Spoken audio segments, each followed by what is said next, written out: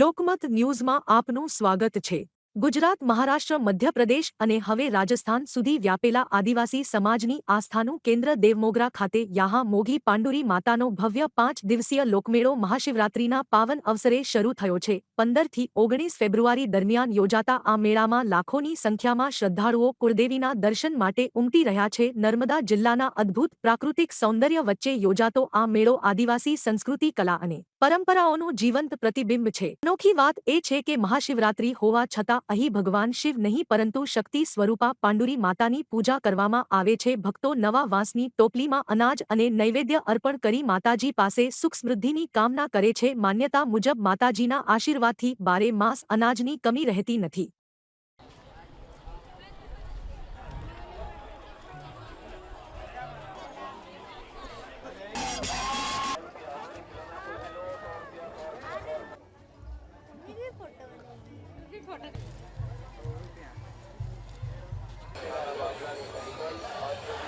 દેવમોગરા માતાજીનો સ્થાપના 1085 થી થઈ હતી। ચંદાજી લીંબાજી સરકારે સ્થાપના કરી હતી અને માતાજી સ્વયં પોતે આવેલા છે। તે સપનામાં બતાવ્યું હતું લીંબાજી સરકારને કે હું મોગરાના ઝાડની નીચે હું છું, બિરાજમાન છું, મારી મૂર્તિ છે અને તેને તમે સ્વયં આવીને પછી તે મૂર્તિને કાઢજો અને પછી ત્યાં આગળ સ્થાપના કરીને પછી છે તો મેળો કરજો। ડંકા નિશાન સાથે તમે શાકબારાથી આવજો।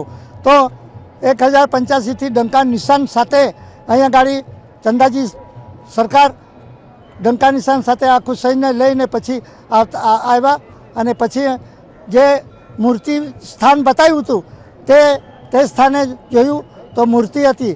એટલે મોગરાના ઝાડની નીચે મૂર્તિ હતી એટલે મૂર્તિ એટલે દેવ અને મોગરાનું ઝાડ એટલે મોગરો, તો દેવ મોગરા એવી રીતનું આ સ્થળનું નામ પડેલું છે।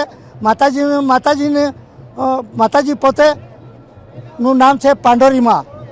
પાંડોરી એટલે અન્નપૂર્ણા, ત્યાં અત્યારે અન્નની અંદર બિરાજમાન થયેલા છે।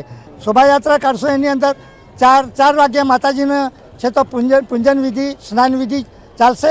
એ રાજવી પરિવારની પૂજન વિધિ ચાલશે।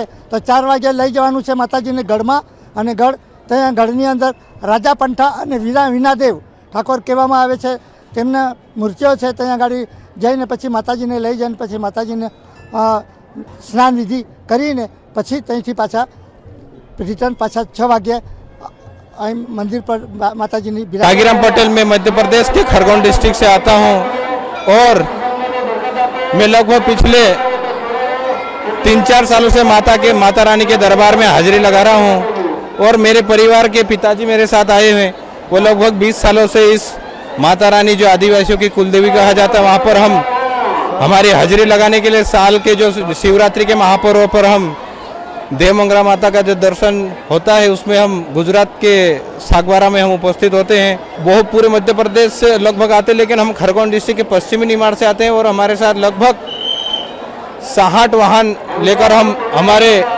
यात्रा के रूप में हम आए और हमारे क्षेत्र से हम एक कलश यात्रा के रूप में जो निकाले थे वो लगभग पिछले 3 दिनों से गुजरात पहुंची है और माता रानी के चरणों में हम आए हुए हैं। सभी श्रद्धालुओं से विनम्र निवेदन करते कि आप शांतिपूर्वक माता रानी के आशीर्वाद ले। भव्याति भव्य आ वर्षनो मेळो ज्यां लाखों श्रद्धाळुओ पोतानी आस्था, पूजा अने दर्शन करीने माताजीना चरणोमां शीश नमावीने धन्यता अनुभवी रह्या छे। तमे जोई शको छो पाछळ लाखों लोको खूब भाव साथे, भक्ति साथे माताजीनी पूजा अर्चना करवा अहींया पगपाड़ा संघ लईने नाचता कूदता आवी रह्या छे अने माथा पर मातानी जे पूजानो जे सामान छे जेने अमे हिजारी कहीए छीए एवी हिजारी लईने अहींया लोको महाराष्ट्र, मध्य प्रदेश, गुजरात अने राजस्थान आ 4 राज्यमांथी आ वखते लाखोनी संख्यामां श्रद्धाळुओ उमटी पड्या छे અને ખૂબ ભાવભક્તિ સાથે માતાજીના દર્શનનો લાવો લઈ રહ્યા છે।